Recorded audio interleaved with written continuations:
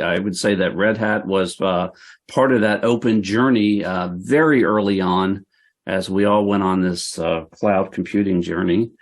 Tell us about the state of the state at this point. You all are doing a lot of different things over there. Started as sort of this open shift Lego block kind of environment. You've moved yourself way up the value chain these days. Well, Luke, it was great to hear all of our distinguished government speakers talk about their cloud adoption and the desire to be hybrid. In particular, Shane, because I've personally worked very closely with DHS over my career, and USCIS, they are absolutely innovators in the cloud.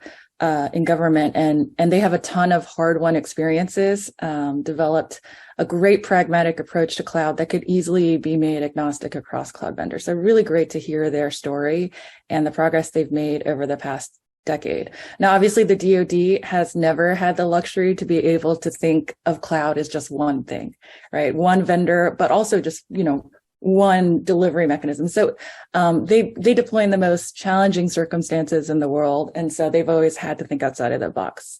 To your point, Red Hat's goal has always been to support the notion of open hybrid cloud by making sure that Red Hat Enterprise Linux is a first-class citizen in every vendor's cloud implementation. Linux is really, truly the foundation of the cloud.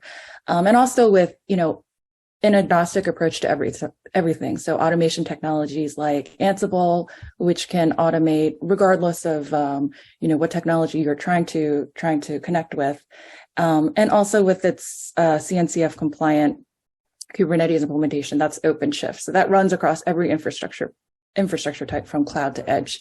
Tactical edge with cloud capability delivered OCONUS is really a big priority for Red Hat to figure out how we support our customer in that fashion. But we've also partnered with all the cloud vendors in JWCC to help facilitate the procurement of Red Hat technologies in cloud marketplaces. So both pay as you go as well as reserved instance. So try to lower the barrier to entry for adoption for some of these agencies. And to David's point about open platforms, we are working especially closely with both AWS and Microsoft to provide jointly managed services.